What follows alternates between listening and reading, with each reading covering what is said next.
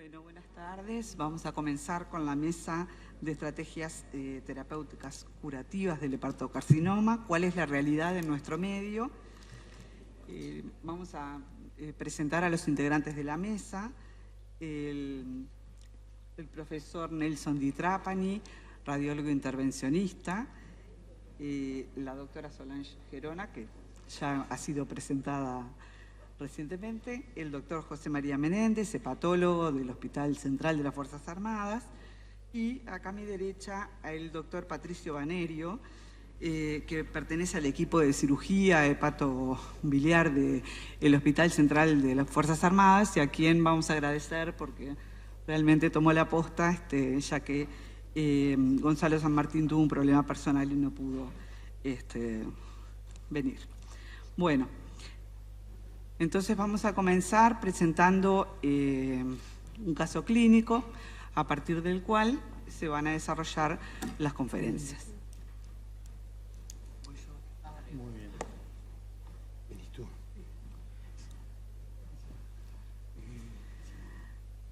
Leticia.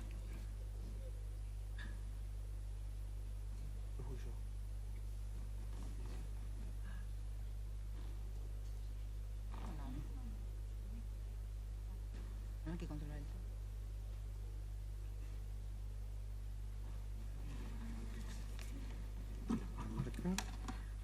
Adelante, Ahí. para que Bárbara.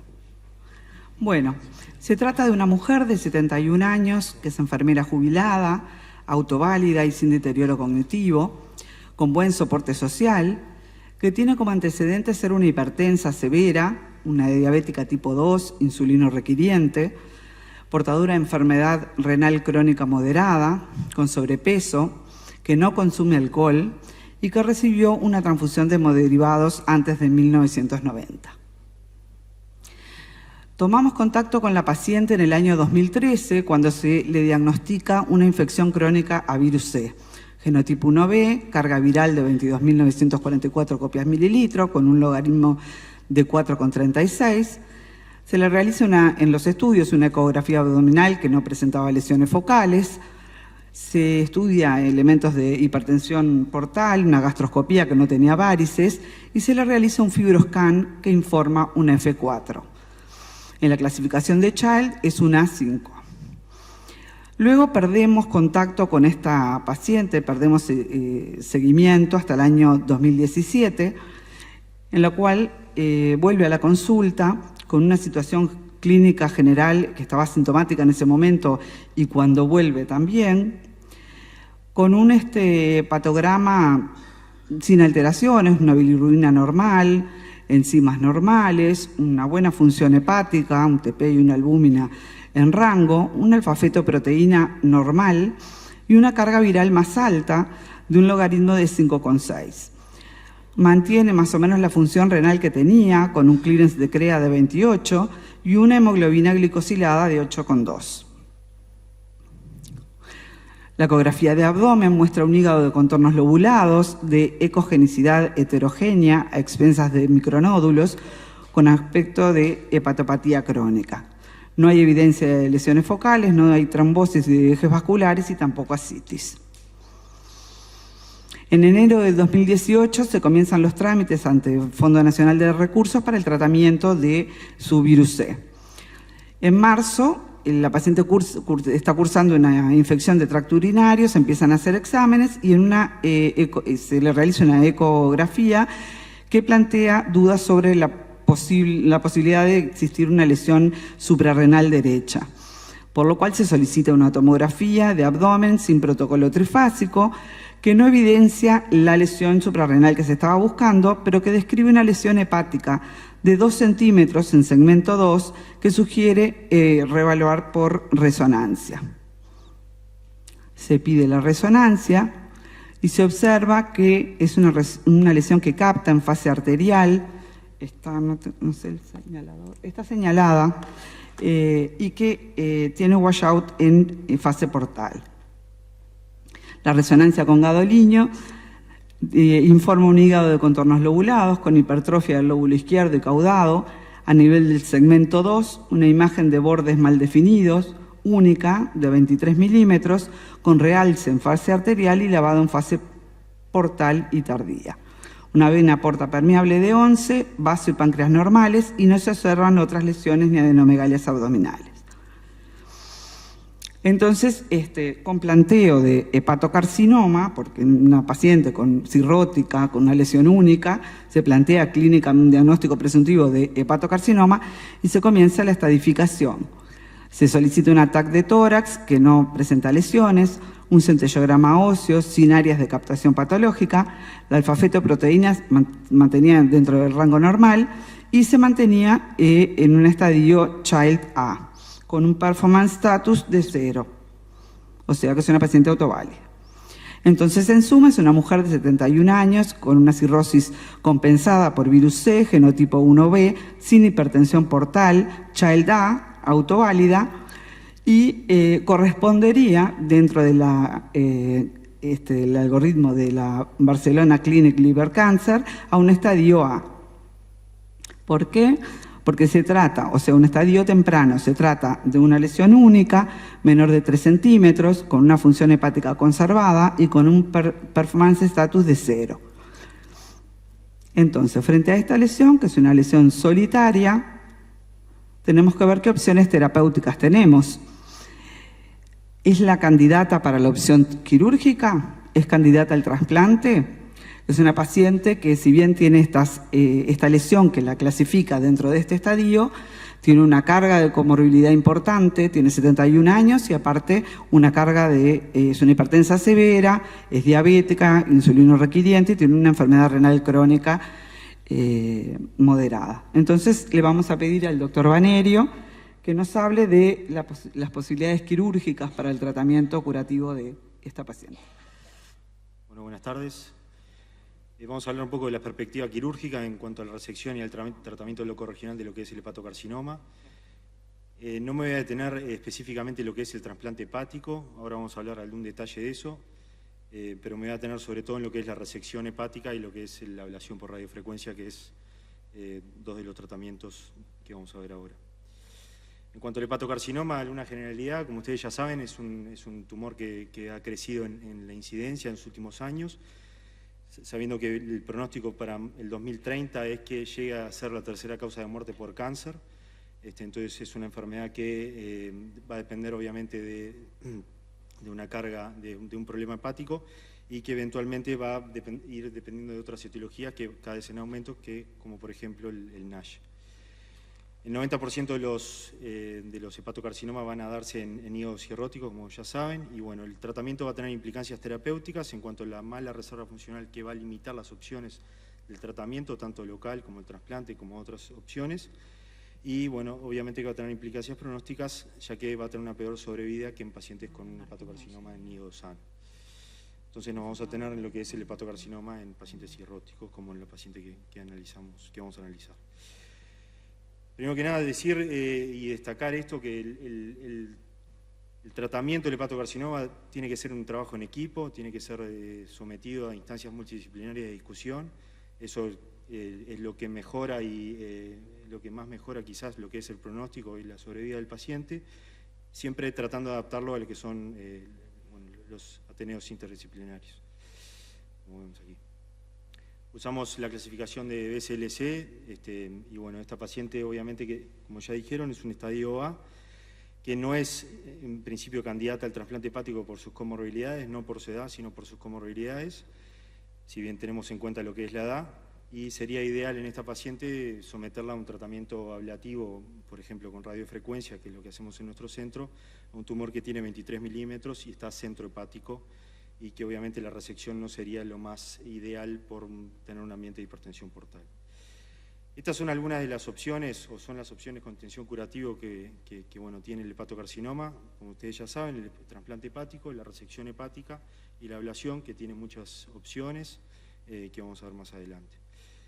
Como les decía, el trasplante hepático no nos vamos a detener, sabemos, todos ya saben que el trasplante hepático es lo que ha demostrado mejor dentro de criterios obviamente de Milán, por ejemplo, ha demostrado el trasplante hepático ser el mejor tratamiento curativo, el que más o menos podría decirse el gold estándar en el tratamiento del hepatocarcinoma dentro de criterios. Y bueno, en las indicaciones habló hoy Solange, no me quiero detener demasiado en eso, sino que queríamos hablar un poco y remarcar la importancia de la resección, la indicación de la resección y la indicación de los tratamientos ablativos. Entonces, ¿cuándo es la resección una de las opciones? Bueno, la resección es la primera línea de tratamiento en tumores que son solitarios, en pacientes o en hígados con una buena función hepática y en pacientes sin hipertensión portal. En pacientes que tienen tumores multifocales, 2, 3 o más dentro del criterio Millán, en realidad, el rol de la resección va a tener tiene menos evidencia y obviamente tiene peores resultados. Entonces, una de las primeras indicaciones o lo ideal para resecar un paciente es que sea un tumor solitario. Entonces, esta indicación de la resección va a depender, como ya decíamos, de la función hepática, de la presencia o no de hipertensión portal, del performance status del paciente, de las comorbilidades que tenga, de la extensión de la resección que tengamos que hacer para resecar esa lesión con márgenes y con buenos márgenes, y del pronóstico que vaya a tener el paciente a largo plazo. Entonces estamos en búsqueda, para resecar un paciente o no, de candidatos ideales. ¿Qué son estos candidatos ideales? Ya mencionamos algo. Bueno, son tumores únicos, con buena función hepática, con un gradiente de presión venosa hepática de menos de 10 milímetros de mercurio y un paciente con ausencia de evidencia clínica de hipertensión portal, como ustedes ya saben, varices esofágicas, esplenomegalia o una plaquetopenia menor a 100.000. Estos pacientes ideales, estos candidatos ideales, se dan en menos del 10% de los pacientes. Entonces, para resecar un hepatocarcinoma es muy importante la selección de pacientes, para optar por este tratamiento es muy importante la selección de pacientes. Entonces toma más juego todavía lo que es el Ateneo multidisciplinario para definir esta opción. Algo que también tenemos en cuenta es que es muy importante la extensión de la resección y el grado de invasividad que vamos a ofrecerle al paciente, que vamos a hacerle al paciente en realidad. Entonces hablamos de resecciones anatómicas versus resecciones no anatómicas y obviamente que el abordaje laparoscópico y el abierto con sus ventajas y desventajas cada uno. En cuanto a las resecciones anatómicas y no anatómicas, como ya saben, el tratamiento potencialmente curativo de un hepatocarcinoma que sea potencialmente resecable en un candidato ideal, tendríamos que ofrecerle una resección anatómica por el riesgo que tenemos de tener tumores satélites el hepatocarcinoma. Entonces, para hacer un tratamiento potencialmente curativo, resectivo, tenemos que hacer una segmentectomía o una hepatectomía anatómica, no como hacemos en metástasis colorectal o metástasis hepáticas, que hacemos metastectomías con márgenes. En estos casos lo que está demostrado es hacer resecciones anatómicas. Para hacer una resección anatómica uno tiene que tener en cuenta lo que es la presencia o no de hipertensión portal, como ya veníamos diciendo, y la presencia de contacto o no con grandes vasos intrahepáticos, con pedículo portal o vena suprahepática, que requiera una hepatectomía mayor, que mayor definimos a una resección de más de 3 segmentos. Cuanto más hígado saquemos en un paciente cirrótico, obviamente tenemos mucho más chances de generar una descompensación de la hepatopatía de base y eso implica una mortalidad asociada a una descompensación hepática mucho mayor. Entonces tenemos el diagrama ese que está en la diapositiva. Cuanto mayor la hepatectomía y la presencia de hipertensión portal, el semáforo nos detiene en rojo y tenemos que rever esa indicación. Entonces, el candidato ideal para una hepatectomía, para una resección hepática, son aquellos pacientes que no tengan hipertensión portal y que el score de MEL sea menor a 9. Ahí podemos seguir adelante, o bueno. Este es un caso que, bueno, como verán en la imagen arriba a la izquierda, es un hepatocarcinoma del segmento 5, que es bastante periférico, bastante emergente. En este paciente se discutió y se decidió por hacer una segmentectomía del segmento 5, como ven en la imagen. Este es otro paciente que tenía una lesión en el segmento 4, se decidió hacer una resección del segmento 4B y tuvimos una descompensación de la hepatopatía que requirió, que la descompensación fue un sangrado varicial que requirió la colocación de un TIPS. Ese paciente se mantuvo estable en su enfermedad, anduvo bien con el TIPS y llegó después al trasplante hepático, como otro caso a destacar. Este es otro paciente que tuvo un abordaje laparoscópica para la resección del hepatocarcinoma. Si ven, la lesión está en el segmento 6, arriba a la izquierda. Es una lesión que estaba no muy periférica en la superficie hepática, pero sino central en el segmento 6. Y bueno, el abordaje laparoscópico para una resección del segmento 6 es bastante apropiado, bastante bueno, si bien es un hígado cirrótico. o podemos ofrecerle una tasa menor de sangrado, incluso por lo que está demostrado con el abordaje laparoscópico, si bien vamos a hacer una resección.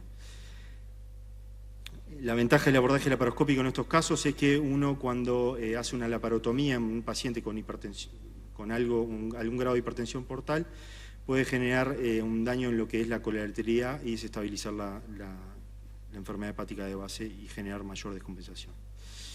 Entonces, empieza. Bueno, y esto es un poco qué es lo que está pasando en el mundo. Es un trabajo de Cherqui, de Francia, hablando un poco de si la resección hepática laparoscópica está cada vez usándose más y qué resultados tiene. Y lo que ha demostrado en realidad son resultados bastante comparables con el abordaje abierto, obviamente para pacientes seleccionados, y que en realidad tiene menor tasa de sangrado que el abordaje abierto, el laparoscópico, como algo estadísticamente significativo. Después no ha logrado ganarle al abordaje abierto, pero bueno, por lo menos le ha empatado. En cuanto a la selección en función del pronóstico del paciente, habíamos hablado de lo que es las resecciones hepáticas mayores o menores, y ahora vamos a hablar un poco de cómo esté el paciente, según lo que tenga el paciente. Bueno, hablamos del MELD, hablamos del tamaño tumoral, del número de tumores, la carga tumoral, la invasión vascular y la enfermedad de base. 5 minutos. Bien, en cuanto a la resección en base al MELD, sabemos que en pacientes que tienen un MELD menor a 8 o mayor a 8 va a cambiar lo que es la sobrevida libre de enfermedad y la sobrevida global, siendo para pacientes con un MELD menor a 8 mejor la resección que en pacientes con un MELD mayor a 8. Factores de mal pronóstico para la resección: la presencia de microinvasión vascular, obviamente que en la presencia de macroinvasión vascular tenemos un problema. En cuanto al número y tamaño y la presencia de invasión vascular, cuanto más carga tumoral, cuanto más tumores tenga y cuanto más grande sea el tumor, si bien esté dentro de criterios de Milán, más chance de tener una invasión vascular, y eso también nos tendría que hacer pensar un poco mejor la indicación. En cuanto a la enfermedad de base, para definir o no si es planteable una resección, tendríamos que considerarlo, sí, tendríamos que considerarlo. Por ejemplo, en la enfermedad de la hepatitis C, que ya saben, es la causa etiológica más prevalente de pacientes cirróticos con hepatocarcinoma, tanto la resección como el trasplante van a tener un peor pronóstico comparado con otras etiologías. Entonces vamos a tener mayor riesgo de diseminación intrahepática y de carcinogénesis multicéntrica si planteamos un tratamiento resectivo y no un trasplante. Entonces el tratamiento resectivo, como ven en la tabla, tiene mucho peor resultado que el trasplante hepático al tratar la enfermedad de base, como ven en términos de sobrevida y como ven en términos de enfermedad libre de recurrencia de la enfermedad. Esto más o menos es lo mismo. La diferencia que hay en el trasplante para pacientes con hepatocarcinoma con virus C, que es mucho mejor el resultado con el trasplante que con la resección, si bien la tiene. Esto es un poco la comparación entre resección y trasplante en pacientes dentro del criterio de Milán. No tiene en cuenta lo que es la etiología este trabajo, y lo que vemos es que hay una diferencia estadísticamente significativa en términos de recurrencia intrahepática, en términos de recurrencia extrahepática, llevándolo obviamente a un mejor pronóstico para aquellos pacientes que se someten a un trasplante hepático. Esto es para hacer énfasis en lo que es lo que habíamos hablado al principio, que no estamos cuestionando de ninguna manera lo que es la ventaja del trasplante hepático por sobre todo el resto de las opciones, sobre todo de la resección, en un ambiente con una oferta baja de lo que son los donantes, como nuestro medio. Bueno, en cuanto al tratamiento ablativo, en nuestro medio estamos ofreciendo lo que es la radiofrecuencia, la ablación térmica por radiofrecuencia, que el método cómo trabaja esto lo que produce en el tumor es una necrosis coagulativa y ofrece similares resultados en lo local a lo que sería una resección. Ahora vamos a ver alguna diferencia con la resección. Y lo que ofrece es una destrucción tumoral que es completa y que puede ser complementaria o no, o alternativa a la resección, ¿tá? Se habla de lo que es el margen de ablación global, el A0 a diferencia del R0, que es con la resección. Y aquí lo que quería mostrar en la figura son las diferentes agujas que tenemos para hacer la ablación por radiofrecuencia. La diferencia que tiene cada aguja es el diámetro que uno quema, la zona que uno quema, el diámetro tridimensional, pudiendo ampliar los márgenes según el tamaño que tenga ese tumor. ¿Qué tenemos que tener en cuenta para hacer una ablación por radiofrecuencia?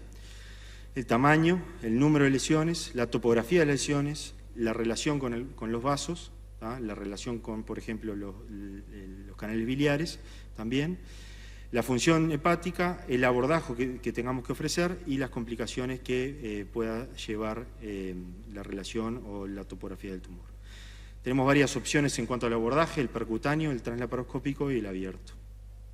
Esto es un trabajo que compara lo que es la ablación por radiofrecuencia con la resección abierta y la resección laparoscópica, demostrando que en realidad no tiene mejores resultados que la resección, ni abierta ni laparoscópica, pero sí tiene buenos resultados a largo plazo en lo global, pero no mejor que la resección. Y bueno, esto es un diagrama que está interesante porque es una recomendación del trabajo de Cherqui, que habla, que les quería transmitir esto, en cuanto a la topografía de la lesión.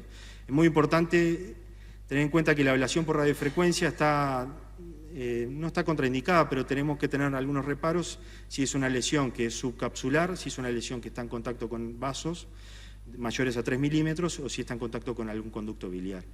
En el caso de que esté en contacto con algún conducto biliar, podemos generar una necrosis por el calor que estamos generando. Estamos en tiempo. Bien, ya termino. En el conducto biliar genera un biloma, genera una complicación biliar. En cuanto a la relación vascular que tenga, la temperatura que logramos en el sector del tumor, al estar cerca de un vaso, va a disminuir porque va a circular la sangre ahí, entonces eso va a enfriar ese sector y no vamos a poder lograr generar una buena quemadura sobre la lesión en esos casos. Estos son unos resultados de lo que es la evaluación térmica por radiofrecuencia, en caso de tumores solitarios, en caso de tumores menores a 3 centímetros, y en pacientes con Child. Los candidatos ideales pasan a ser pacientes que tengan 2 o 3 tumores que sean solitarios, que no sean candidatos a trasplante. Y bueno, vamos a tener, como ya les decía, dificultad en lesiones subcapsulares que estén próximas al diafragma, porque podemos generar lesiones de esas vísceras, de esos órganos. Y como les decía, en contacto con estructuras vasculares de grueso calibre, 4 milímetros de diámetro o estructuras biliares. Estos son algunos casos en cuanto a las relaciones a tener en cuenta que les queríamos transmitir. Las lesiones subcapsulares podemos tener una diseminación en el peritoneo, que eso es algo a tener en cuenta y quizás no es el mejor tratamiento de la ablación por radiofrecuencia. Lesiones que estén centrohepáticas quizás sean los candidatos ideales, pero hay que tener en cuenta la relación con los vasos. Esto es el método que usamos. La ablación percutánea habitualmente la hacen los imagenólogos, bajo ecografía o bajo tomografía. Nosotros estamos implementando un poco lo que es la radiofrecuencia translaparoscópica, bajo una sonda ecográfica, que es lo que ven el palo negro ese. Objetivamos la lesión, la localizamos y bajo ecografía puncionamos y quemamos bajo visión ecográfica. Y tenemos un control al mes. Este es un paciente que se hizo, para comentarles, una quimioembolización de un hepatocarcinoma que estaba ubicado en el segmento 8, próximo al diafragma, fuera de criterios de 6,5 centímetros. Se hizo una quimioembolización, tuvo una estabilidad tumoral, después se decidió hacer un tratamiento combinado por esa estabilidad con una resección más radiofrecuencia y después al mantener una estabilidad en la enfermedad se llevó al trasplante hepático. Entonces, la ventaja de la resección en cuanto a la radiofrecuencia, y ya con esto termino, prometo, es que con la resección vamos a tener la anatomía patológica para ver factores pronósticos, para saber la anatomía patológica eventualmente, para saber el grado de invasión, si hay macroinvasión vascular o si hay microinvasión vascular, lo que no va a cambiar el pronóstico del paciente. La ablación y resección van a tener resultados comparables en cuanto a la sobrevida en lesiones chiquitas de menos de 2 centímetros con una buena función hepática. Y bueno, esto es un poco más o menos lo que venimos hablando. Y la diferencia con la resección en cuanto a las complicaciones es que obviamente las complicaciones en la resección van a ser mayores porque hay una resección hepática y en la ablación no lo hay. Y bueno. Entonces, destacar el manejo multidisciplinario. En pacientes con buena función hepática, sin hipertensión portal y un tumor siltario, la resección es la primera opción. Hay que analizar el método del pronóstico. El trasplante vamos a ofrecerlo en pacientes con hepatocarcinoma que estén dentro del criterio de Milán y eventualmente pacientes para hacer downstaging. Y la ablación por radiofrecuencia es una opción válida en pacientes con tumores menores a 3 centímetros como tratamiento curativo también, con esos reparos que hablamos. Muchas gracias. Bueno, muchas gracias, doctor Banerio. Ahora invitamos al doctor José María Menéndez para que nos hable sobre la perspectiva médica de estos tumores, hasta cuándo los trasplantamos. Bueno, estoy con el tiempo como tirano y con el café creo afuera, así que mal escenario el mío ahora. Pero bueno, vamos a tratar de hacerlo ágil. La idea era hablar un poco de la perspectiva quirúrgica, que hacer con un tumor cuando un paciente no es buen candidato a trasplante. Y ahora es hablar un poquito de la perspectiva más médica o general. Esta es la hoja de ruta, que no la voy a detallar, pero sí quiero transmitir importantes conceptos. ¿Cuál es la evolución clínica del hepatocarcinoma en las últimas décadas? En el 70, un paciente evolucionaba mucho tiempo con el hepatocarcinoma, desarrollaba síntomas clínicos, ahí se hacía el diagnóstico, progresaba y moría rápidamente. En la década del 90 logramos ya con los avances tecnológicos, conocimiento de la enfermedad hepática y del hepatocarcinoma en sí, un diagnóstico más precoz, pero no se logra un gran impacto en la sobrevida aún, porque desde el diagnóstico a la progresión hay relativamente poco tiempo y no se logra controlar la enfermedad. Hay una falsa asignación de mejor sobrevida, pero es por diagnóstico previo y no por prolongar la sobrevida del paciente. Sobre esta última década sí se logran estrategias que permiten un diagnóstico cercano desde el desarrollo de la enfermedad al diagnóstico y hay un mayor tiempo de progresión, los síntomas clínicos son más tardíos y sí se logra aumentar la sobrevida del paciente con hepatocarcinoma. Y eso se logra, sí, y ese es el concepto que si hoy se llevan ese concepto, que ya es de muchos, pero es importante recalcarlo, y voy a contar ahora por qué, que el lograr prolongar la sobrevida de un paciente con hepatocarcinoma va de la mano de un diagnóstico precoz, como pasa en casi todas las áreas de la oncología. Tenemos en la cabeza la detección del cáncer de colon, tenemos en la cabeza la detección precoz del cáncer de mama, el cáncer de cuello de útero, ¿no? Impacta en la sobrevida del paciente, en tratamientos curativos en hepatocarcinoma pasa lo mismo. Y esto es evidencia desde hace varias décadas ya. Esta es una publicación de las primeras donde plantea que es mejor la ecografía que la alfa-fetoproteína para detectar precozmente un hepatocarcinoma. Es de 1985 del grupo japonés. ¿Qué se logra con esto? El concepto de migración de estadio. Esta es la cohorte del grupo de San Pablo, del doctor Carrillo, donde vemos que en la década del 80 empiezan a implantar estas técnicas. En ese momento la mayoría de los hepatocarcinomas se presentaban con más de 5 centímetros y la minoría tenían menos de 3. Esto llevado a 2 décadas de trabajo llega a que el 82% de los pacientes se detectan con tumores pequeños y por lo tanto con posibilidad de ser curados. Esto es la misma información realizada en la base de datos del servicio, donde vimos que los pacientes que estaban dentro del criterio del programa de vigilancia, el 80% estaban dentro de criterios de Milán, el 70% estaban en un estadio A de BCLC y en el 74% se pudieron establecer tratamientos pretendidamente curativos versus 90 en etapa avanzada, los que no estaban en seguimientos, 62 en estadio D y casi una excepción poderle ofrecerle un tratamiento curativo a un paciente que se presenta con un tumor voluminoso o multicéntrico. Estos son los santos griales del abordaje del hepatocarcinoma, ¿ah? Son la guía europea y americana. Está la guía asiática también, que está marcando para dónde ir en hepatocarcinoma.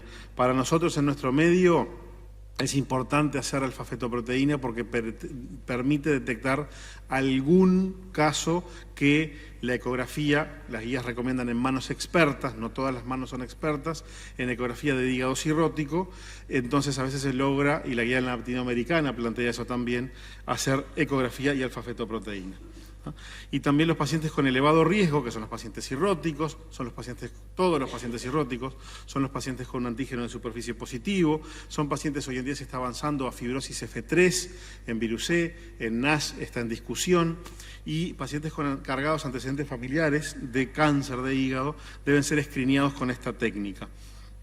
Y se deben establecer políticas sanitarias gubernamentales y de agencias de investigación para abordar estos problemas. Esto capaz que Valverde convulsiva con esta diapositiva porque no es muy de su estilo, pero estos quiero que se lo lleven así. Ecografía cada 6 meses, alfa-fetoproteína cada 6 meses, que quede en la retina quemado así. Esto, una vez que tenemos un paciente que detecta una lesión, y un poco la idea que habíamos charlado con Leticia era, yo presentar tú el caso porque fue de la vida real. Claro. O sea, surge un paciente con una lesión, ¿cómo hacemos? ¿Cómo lo evaluamos? Esto es el sustento de parte de la evaluación del paciente y de parte del tratamiento del paciente. Un paciente sin hepatocarcinoma tiene nódulos de regeneración que están vascularizados primordialmente por vía portal y mínimamente por vía arterial. En la medida que el nódulo se va diferenciando un hepatocarcinoma, el tumor hepatocarcinoma tiene gran angiogénesis, gran generación de angiogénesis y genera una irrigación predominantemente arterial. Esto es una muestra de uno de los tumores del servicio, donde se ve el CD34, que lo que muestra es la capilarización. El sinusoide se pasa a capilarizar y vemos cómo es positivo en el tumor y negativo. Esto permite que el diagnóstico del hepatocarcinoma se pueda hacer en forma no invasiva por tomografía o resonancia, donde lo que se ve típicamente, acá ven un hígado netamente cirrótico, la captación en fase arterial del tumor, y el lavado en fase portal. Ven aquí que se ve la arteria, ¿no? Y bien teñida, y aquí los vasos portales más teñidos, donde el tumor lavó por esa característica anatómica vascular que citamos. Esto hoy en día, un tumor que se identifica se debe clasificar. Hay tumores, hay una clasificación, como está el BIRADS, ¿no? en la mama, el TIRADS en tiroides. La Sociedad de Imagenología y Radiología Americana hace unos años lanza el LIRADS para determinar si una lesión es predominantemente benigna o predominantemente maligna y si dentro de lo maligno es un hepatocarcinoma o no. Un paciente con esas características y con estas otras que vamos a citar acá, que capte en fase arterial, que tenga más de 20 milímetros y que lave, o que tenga pseudocápsula, o que crezca, porque se tiene un criterio evolutivo también, es un hepatocarcinoma, no precisa biopsia para su diagnóstico. Es otro gran criterio que hay que resaltar. Y también el LIRADS y mucha bibliografía apoya, y es un concepto que ya habló Patricio, de que estos pacientes deben ser discutidos en contextos de equipos multidisciplinarios que se aborden el tema. Este paciente no debe ser manejado desde la soledad del consultorio de un especialista hepatólogo, de un especialista gastroenterólogo, un cirujano, un radiólogo, sino que lo mejor es la conjunción de las visiones de varios para darle la mejor respuesta posible. ¿Cómo se estadifica el hepatocarcinoma? Con tomografía de tórax y centellograma óseo. Si no tiene alfabeto reciente, también sirve para ver, es importante tenerlo al momento de la estadificación, pues alfa-fetoproteínas muy elevadas, mayores a 1000, muchas veces nos orientan a invasión vascular o enfermedad diseminada.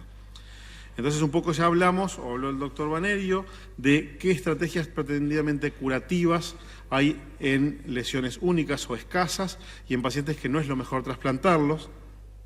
Lo que queremos ver ahora, no voy al caso clínico, pero es qué hacer con un paciente que tiene un tumor grande, o sea, cuando nos miramos desde el trasplante, desde aquí hacia este otro lado, ¿no? O sea, el paciente que se excede del estadio A, que tiene un tumor que excede los 5 centímetros, que tiene quizás 4 lesiones en vez de 3, se le puede ofrecer un tratamiento curativo. La medicina siempre ha avanzado empujando los límites, ¿no? Y uno trata de ofrecerle al paciente lo mejor posible y en eso se ha generado mucho conocimiento y hoy en día pacientes que tienen, acá lo que se ve en la placa es la impronta del tumor sobre el diafragma, se ve la captación irregular del tumor.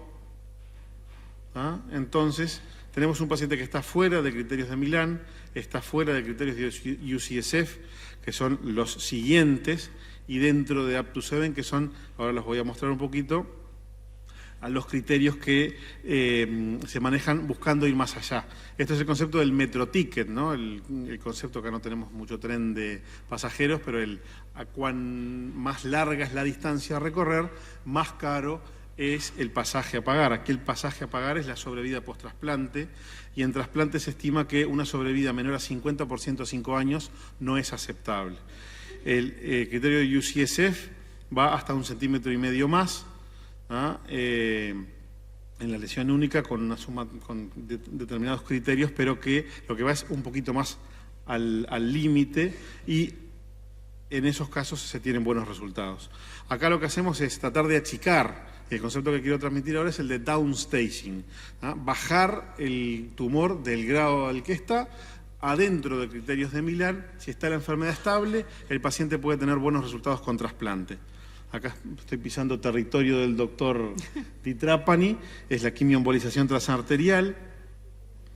Se accede con el catéter al tumor, sirviéndose de su vascularización. Se instilan distintas sustancias, que vamos a ver un poquito ahora. Se instilan quimioterápicos y luego se ocluye la lesión. Acá vemos el tumor, que se acuerdan que se imprimía sobre el diafragma y la arteria tortuosa, y cómo se amputa luego en la postembolización. Esta es otra imagen, no es del mismo tumor, pero vemos cómo se ve un tumor aquí viable y aquí necrosado, y esto es lo que tiene la quimioembolización, no es un tratamiento netamente curativo.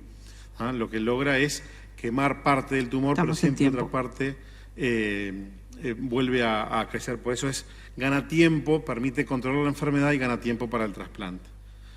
Entonces, bueno, esto ha hecho que lo que es el BCLC-B, o sea, el estadio siguiente, sea subclasificado en pacientes con estadio BCLC-B precoz, que son eventuales candidatos a trasplantes si el resultado es bueno, hacia el otro extremo, que es el paciente B cuasi C, un paciente que tiene un tumor único de 18 a 20 centímetros, por ejemplo, o que tiene invasión vascular importante. En downstaging, lo que quería mostrar esto es el trabajo paradigmático de Francis Yao, de UCSF también, donde lo que hicieron fue, vieron cómo les fue a los pacientes que se los trató con downstaging, que tuvieron buen resultado, y era prácticamente igual la sobrevida que los que estaban dentro de criterios de Milán. Los que no lograban downstaging tenían una sobrevida muy baja. Entonces, la quimioembolización o TACE es la indicación estándar en estadio intermedio de BCLC con intención paliativa, pero también es una herramienta valiosa a ser aplicada con intención curativa en downstaging desde estadio B al A y como terapia puente o bridging, que es dentro del estadio A, el paciente que está en el límite casi por pasarse, se lo trata también con quimioembolización para evitar que caiga en lista, ¿no? Que estando en lista de espera para trasplante, el tumor progrese y el paciente no se pueda trasplantar. Esto es una diaposola, es un tema que se está viniendo en hepatocarcinoma. El hígado es un órgano muy sensible a la radioterapia, y la radioterapia estereotáctica con técnicas modernas de la radiocirugía, ¿no? Muy selectiva, están logrando tratamientos muy efectivos en hepatocarcinoma, y esto los asiáticos son pioneros. Entonces, bueno, como vemos, en Uruguay estamos en el mundo, el escenario del tratamiento del hepatocarcinoma se parece a esto, hay muchas vías, se pueden cruzar unas con otras.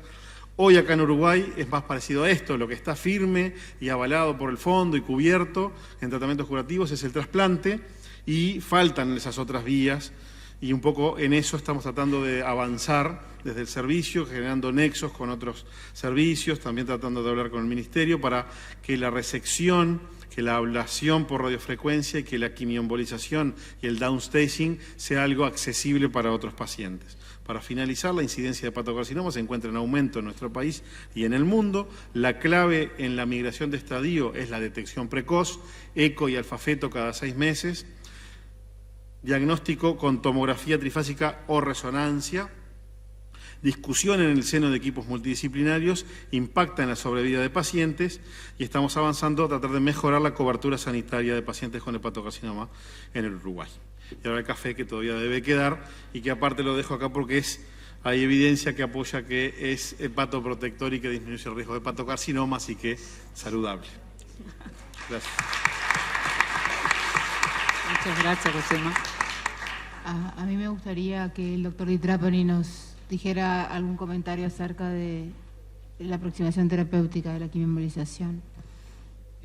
Bueno, creo que ha quedado expresado en las 2 charlas que se hicieron, de que, bueno, que la medicina avanza y lo que antes se daba por estadios que no eran tratables, hoy en el mundo y en Uruguay se han mostrado los casos que se puede bajar de estadio, se puede usar técnicas que no son solo la cirugía, y bueno, estamos avanzando hacia ahí con grupos multidisciplinarios, como se ha insistido.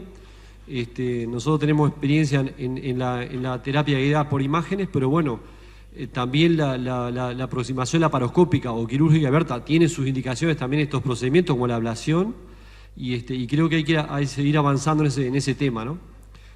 La radiofrecuencia, el único problema que tiene es que hay muchas lesiones que quedan fuera, como ya se explicó, por la topografía, el tamaño, y entonces, bueno, quedan lesiones fuera del tratamiento de la ablación que podrían ser por el tamaño ablativas, pero bueno, quedan fuera de tratamiento.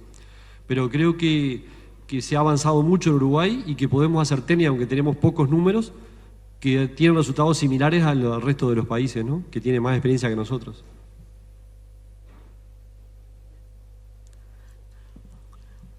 Bueno, si hay alguna pregunta, estamos en tiempo, alguna pregunta del público. Yo un comentario nomás que no hice. Nosotros discutimos casos de hepatocarcinoma en el Ateneo de los lunes sobre todo, y estamos llevando un registro prospectivo, y hoy en día menos del 40% de los hepatocarcinomas que discutimos en el Ateneo que vienen de fuera estaban bajo un programa de vigilancia por el médico, o sea, son hallazgos incidentales. O sea que por eso también era el resaltar esto, porque hoy en día es algo que a veces se nos pasa, ¿no? Nos pasa al paciente que viene con síntomas, nos pasa al paciente que le pidieron un estudio por otra cosa y le encuentran el tumor. Resaltar el concepto de la vigilancia con alfa-feto y ecografía. Bueno, muchas gracias.